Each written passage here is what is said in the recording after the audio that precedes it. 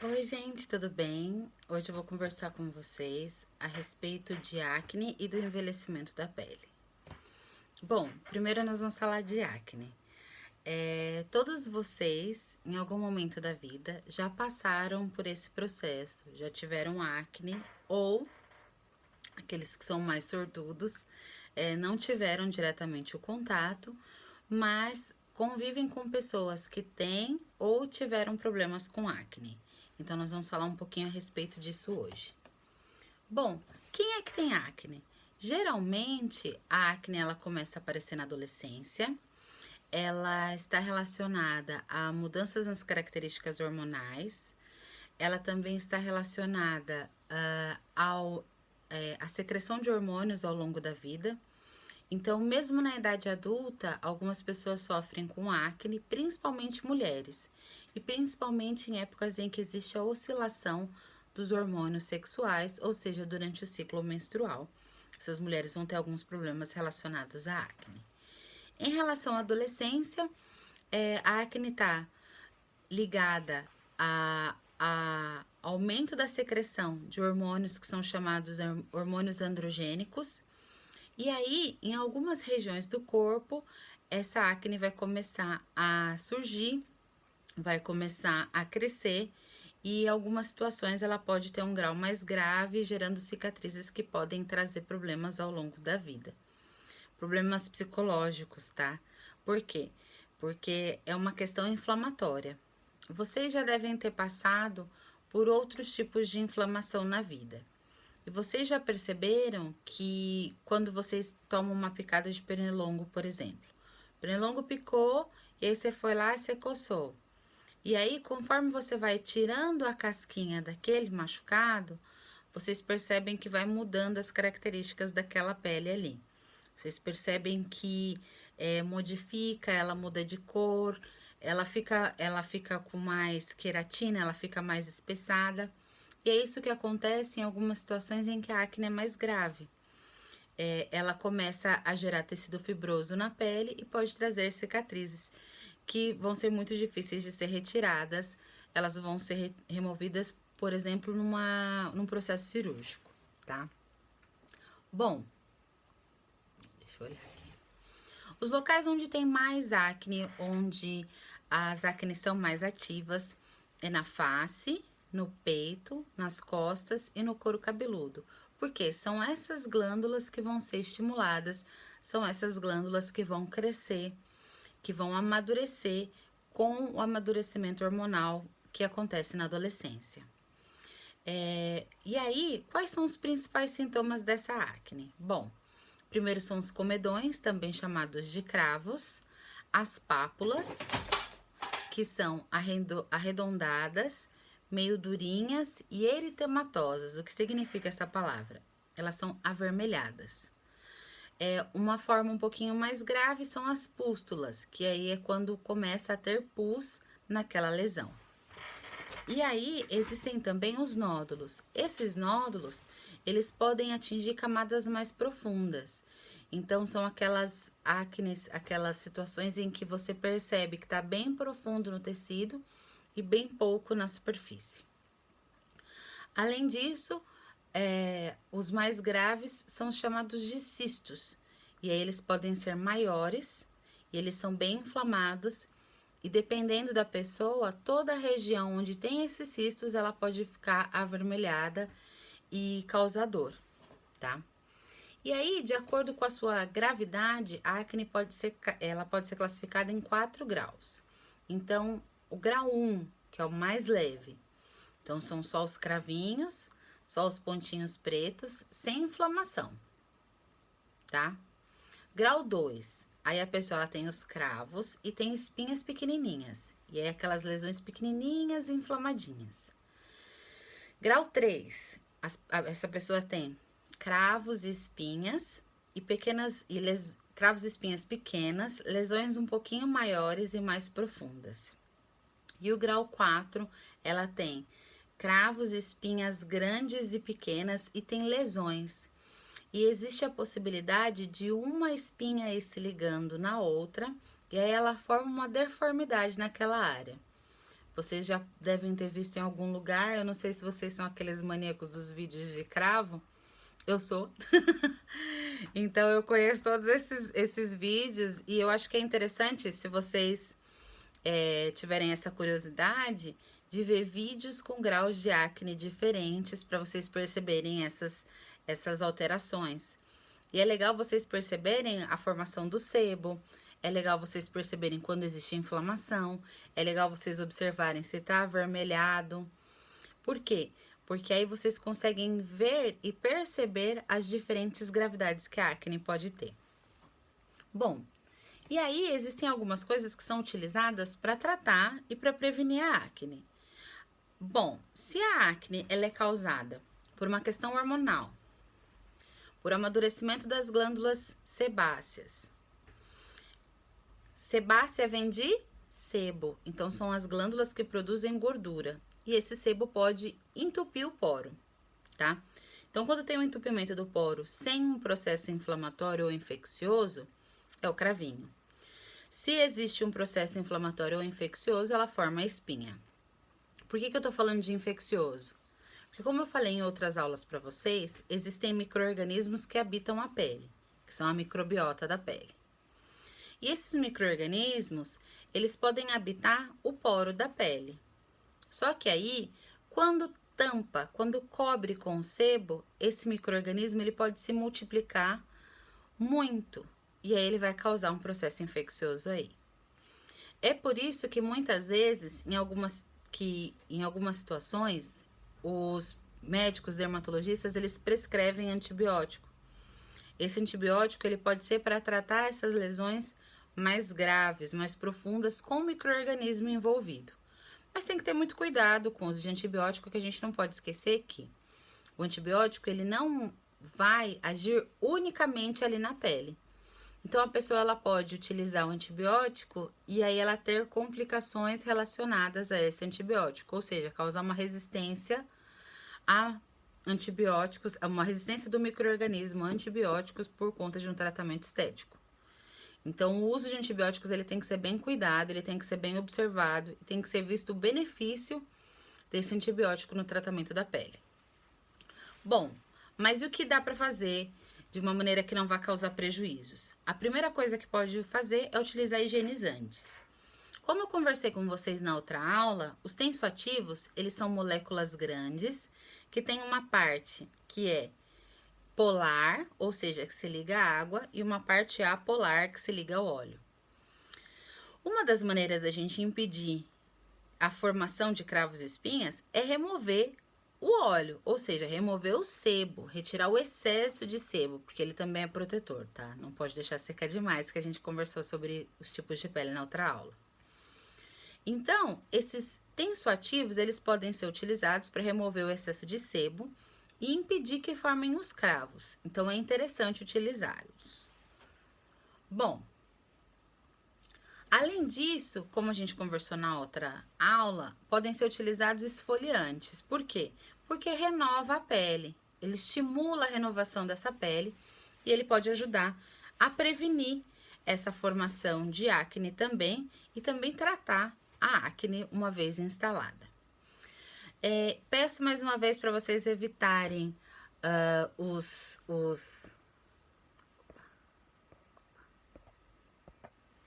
Peço mais uma vez para vocês evitarem os esfoliantes que tenham microplástico, porque eles são poluentes, e utilizem esfoliantes de origem natural, podendo ser mineral ou de origem vegetal.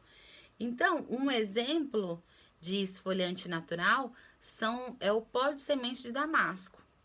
Ele pode ajudar também a fazer esfoliação e não vai prejudicar o meio ambiente. Porque a gente tem que ser bonito, mas o meio ambiente também tem que agradecer, senão a mãe natureza vai dar uma chinelada na gente.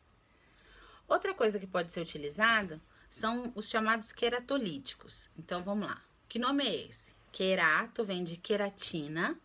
Então, a nossa pele ela é recoberta de queratina. Lítico vem de lise. Todas as vezes que vocês lerem esse sufixo, lise quer dizer quebra. Então, os queratolíticos, eles quebram a queratina, ou o excesso de queratina, para ser mais exata. Então, uma das coisas que podem ser utilizadas, um dos ativos que pode ser utilizado é o ácido glicólico. E ele vai auxiliar também nessa renovação. Ele pode ser utilizado também para impedir que formem cicatrizes nessa pele e trazer benefícios estéticos para a pessoa. Além disso, podem ser utilizados cicatrizantes. O que eles vão fazer? Eles vão auxiliar no processo de cicatrização, auxiliar no processo de renovação dessas células e vão trazer um benefício a curto, médio e longo prazo para quem está utilizando. Por quê? A curto prazo, porque ele vai auxiliar na regeneração. A médio prazo, porque ele vai ajudar na hidratação. E a longo prazo, uma pele hidratada não envelhece. Então, esses cicatrizantes, eles podem ser utilizados, eles trazem benefícios. Tanto que muitas vezes esses mesmos ativos, eles estão incluídos em cremes hidratantes e aqueles chamados anti-age, que são os cremes anti-idade. Então, vocês vão perceber que muitas vezes tem calêndula, tem a babosa e a lantoína presentes nessas formulações. Existe também a possibilidade de utilizar componentes que são chamados de antisseborreicos. O que eles fazem? Eles reduzem e removem o sebo que está lá. Então, ultimamente está muito na moda as argilas e elas são excelentes antisseborreicos. Elas vão auxiliar nessa remoção do excesso de sebo e vão impedir e vão vão impedir que essa pele forme uma grossa camada de sebo e vão prevenir a formação de cravos e, consequentemente, de espinhas. E, por último, existe um medicamento que ele é muito famoso para o tratamento de acne. Ele é chamado de Roacutan, é o nome comercial dele. O nome químico dele é isotretinoína. O que acontece? Ele é um fármaco que ele é derivado da vitamina A mesma vitamina A que a gente come nos alimentos, tá? E aí o que ele faz? Ele acelera e ele promove a renovação celular da pele. Então, ele acaba agindo no DNA, renovando e realmente ele tem um excelente efeito no que diz respeito ao tratamento da acne, tá? Porém, ele pode causar prejuízos a médio e longo prazo. Ele é altamente hepatotóxico, ou seja, ele é tóxico para o fígado. E ele também pode causar má formação congênita. O que é isso? Se a mulher estiver fazendo uso desse medicamento e ficar grávida, pode ser que o medicamento cause má formação no feto que está ali. E aí esse feto ele pode ou nascer defeituoso, ou nascer com alguns defeitos, ou pode provocar, em casos mais graves, pode provocar o abortamento. Então, é importante que as mulheres que venham a fazer o uso da isotretinoína, que elas previnam-se em relação à gestação e após o período de tratamento, sim, venham a engravidar, se assim quiserem, e façam esse controle continuamente, para que não haja esse tipo de risco. Bom, já falamos de acne, eu espero que vocês tenham anotado todas as dúvidas de vocês para a gente conversar daqui a pouco. E vamos falar agora sobre o envelhecimento. Como eu já disse algumas vezes para vocês, a pele é o nosso maior órgão. Então, ela faz parte ela cobre o nosso corpo, ela protege o nosso corpo. E o nosso peso é 16% pele. Então, tem muita pele no nosso corpo. Bom, o que acontece? A pele é meio que um cartão de visita, né? Porque a gente vê primeiro a pele da pessoa. A pele também é uma proteção nossa, como eu já disse anteriormente para vocês, entre o que tá dentro e o que tá fora. Essa pele é barreira. Então, se nós não tivéssemos a nossa pele, nós estaríamos suscetíveis, ou seja, sensíveis a infecções causadas por micro-organismos. Então, é importante que essa pele ela esteja cuidada, ela seja cuidada. Eu não estou falando para vocês fazerem loucuras e tal, não sei o que, não. Eu estou falando no sentido de proteger dos raios solares, de hidratar de dentro para fora, de não evitar machucados e se machucar, fazer curativos adequados.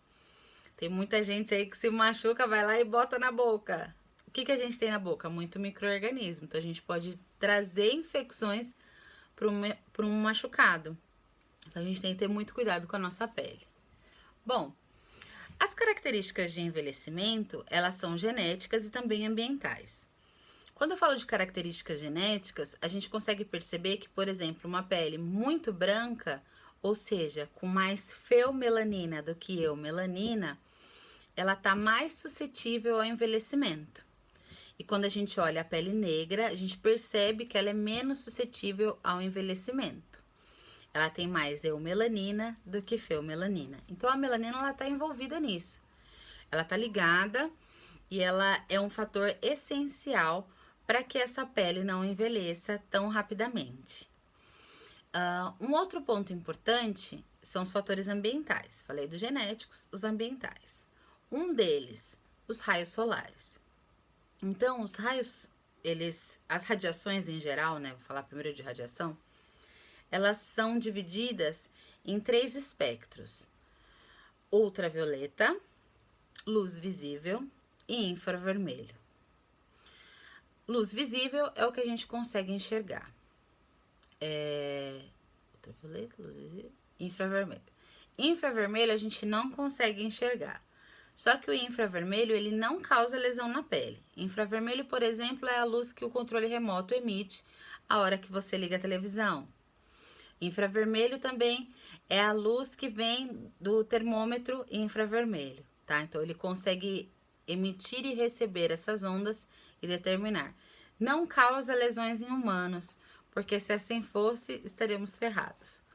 Mas não causa, tá? Então, vocês podem ficar tranquilos que o controle remoto e o termômetro, eles são inofensivos para os seres humanos e outros animais, tá? E a gente não consegue enxergar. A gente só consegue enxergar a luz dentro do espectro visível. E aí tem a luz ultravioleta. A luz ultravioleta a gente também não consegue enxergar, tá? Mas nós conseguimos sentir os efeitos dela. Então, as luzes ultravioleta, elas são divididas em 3 grupos: o VA, o VB e o VC. A luz UVC, ela é retida na camada de ozônio. Parte da radiação UVA e UVB também é retida na camada de ozônio. E é por isso que a gente tem que tomar cuidado com a camada de ozônio, porque ela protege a nossa pele, protege a humanidade e todos os outros animais da radiação solar. Porque a radiação solar, ela é positiva, ela é importante na síntese de vitamina D, mas o excesso da radiação ultravioleta pode causar lesões de envelhecimento da pele e lesões que podem causar câncer.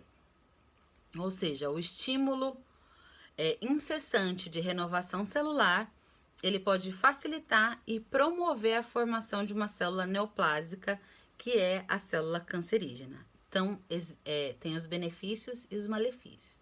O que a gente pode fazer? A gente pode prevenir do excesso de radiação e prevenir e diminuir a poluição para evitar que a camada de ozônio seja mais destruída. Então, a gente pode ajudar de 2 formas. A gente pode se ajudar de 2 formas, tá? Bom, vamos lá.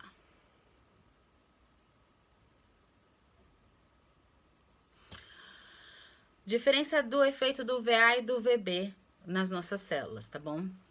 Raio UVB é o que deixa a pele avermelhada.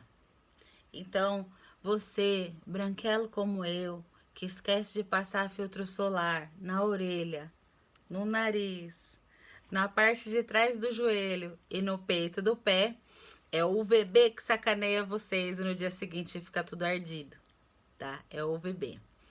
Já o UVA, ele penetra mais profundamente. Então, como ele consegue penetrar mais profundamente, ele vai atuar no colágeno e na síntese do colágeno. Então, ele vai diminuir a síntese do colágeno. Então, qual é a maior inveja que a gente tem dos mais jovens, dos mais novos? Colágeno. Quem tem colágeno tem tudo, né? Tem uma pele jovem. Tanto que existe hoje em dia uma terapia que é de estímulo de formação de colágeno, é chamado de Sculptra. Se vocês tiverem curiosidade, pesquisem. É a terapia queridinha atualmente das atrizes de Hollywood, porque ela é profunda e ela estimula a síntese de colágeno próprio. Ah, Fernanda, se eu comer colágeno, eu não vou envelhecer? Vamos lá. O colágeno, ele é uma proteína e nós não absorvemos a proteína inteira. Então, quando a gente come colágeno, a gente digere e absorve partes dessa proteína. Ah, e aí não existe garantia nenhuma que essa proteína, uma vez digerida e separada em aminoácidos, ela vai se transformar em colágeno. Então, o que é interessante é estimular a síntese de colágeno pelo próprio tecido. A gente dá elementos para nossa pele formar colágeno e a gente estimula, tá? Ou mantém o colágeno que a gente tem, tá bom? Então, não adianta vocês comerem um monte de colágeno, que não é por isso que vocês vão ficar com a pele firme. Vocês só ficarão com a pele firme e manterão a firmeza dessa pele se vocês estimularem a síntese de colágeno. Uma das maneiras de estimular a síntese de colágeno é através de massagem. Então, tem um pessoal aí que faz massagem facial e tal. Isso realmente estimula a síntese de colágeno. Acupuntura também. Microagulhamento também. Então, são todas técnicas que vão estimular a síntese de colágeno próprio, tá bom? Bom, e aí, como é que a gente vai tratar esse envelhecimento ou prevenir esse envelhecimento? Primeiro, a questão dos cosméticos, que eu já falei para vocês. Então, proteger dos raios ultravioleta, filtro solar, certo? Não se esqueçam do filtro solar. Ah, e a vitamina D, como eu disse para vocês, tem que expor a pele 15 minutos, pelo menos 3 vezes por semana, sem filtro solar. É o suficiente para vocês terem vitamina D para dar e vender, tá? Todo outro período, todo o resto do período, o ideal é proteger essa pele dos raios ultravioleta. E aí, existem alguns componentes, e esses, aliás, os protetores solares são agentes tópicos, tá? Por que tópico? Porque passa na pele. Além disso, manter a hidratação da pele, como a gente conversou na outra aula. Existem alguns agentes sistêmicos que podem ajudar, então você tem que hidratar de dentro para fora, certo? Para não envelhecer, hidrate-se.